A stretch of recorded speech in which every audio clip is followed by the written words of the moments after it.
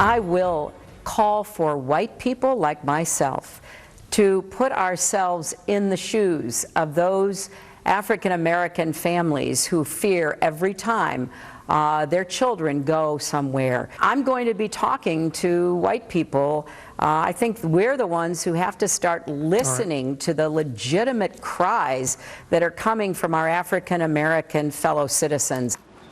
Presumptive Democratic presidential nominee Hillary Clinton weighing in on race relations as the country was mourning 5 police officers murdered because of the job they do and the color of their skin.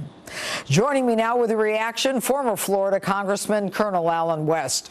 All right, Colonel, we've got to start listening to the legitimate cries from our African-American fellow citizens. Was that an appropriate thing for her to say after 5 officers were shot? Well, of course not, and it's a pleasure to be with you, Judge. But you have to understand that that was the most disingenuous, offensive, and pandering statement that the presumptive Democrat nominee would put out there, because this is not about rectifying the issues in the black community. I grew up in the inner city of Atlanta, Georgia, in the same neighborhood that gave us Dr. Martin Luther King Jr., the same high school, David T. Howard High School, that produced Clyde Frazier, Walt Frazier, who was a New York Knicks standout, as well as the incredible Mayor Maynard Jackson. Now, what needs to happen, the legitimate concerns, first and foremost, is the fact that in the 50 years since the Great Society programs of Lyndon Johnson, we've seen a 77% two-parent household in the black community drop down to 24%. We've seen horrific examples of a lack of education opportunities. As a matter of fact, it was President Obama in April 2009 who canceled the D.C. school voucher program for young minority kids, but yet his kids go to Sidwell Friends. We see a lack of small business entrepreneurship, and we see incredibly high unemployment. Colonel, when she says that we're not listening, what are we supposed to do? Well, the thing is that it is not that she is listening to the real legitimate concerns. What she wants to put forth is an agenda of victimization, an agenda of dependency, because that is how they continue to have this electoral stranglehold on the black community.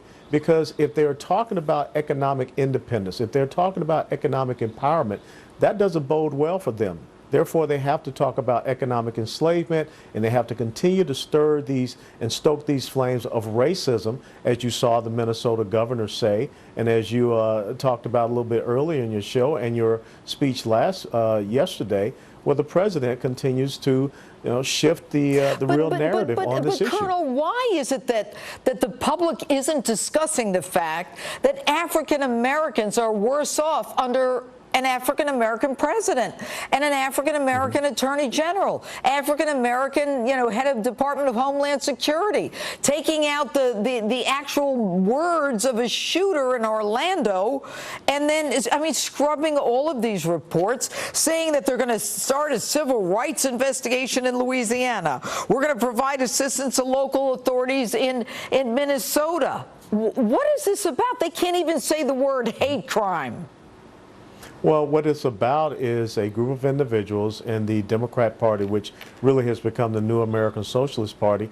They don't want to talk about those legitimate concerns. They don't want to talk about legitimate cries. What they want to do is create the squirrel effect. They want to create the false narrative, because if anyone were to really peel the onion back, as you just said, and look at the unemployment rate, look at the breakdown of the family, look at the lack of education opportunities. You don't hear Hillary Clinton or Barack Obama talk about education choice or vouchers or charter schools or homeschooling.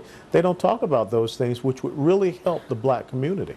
Well, but we could talk about that, and there might be a difference of opinion. It just strikes me as incredibly strange that when you have police officers who are killed, that we don't start, throwing out there the fact that we've got to support the police. And the truth is that when the police go into African American communities, it's more dangerous for them than any other community. Well, interestingly enough, Hillary Clinton and Barack Obama are from Chicago. And you don't hear them talking about the legitimate cries and concerns that came from Independence Day weekend, when you had, I believe, 62 shootings. Yep.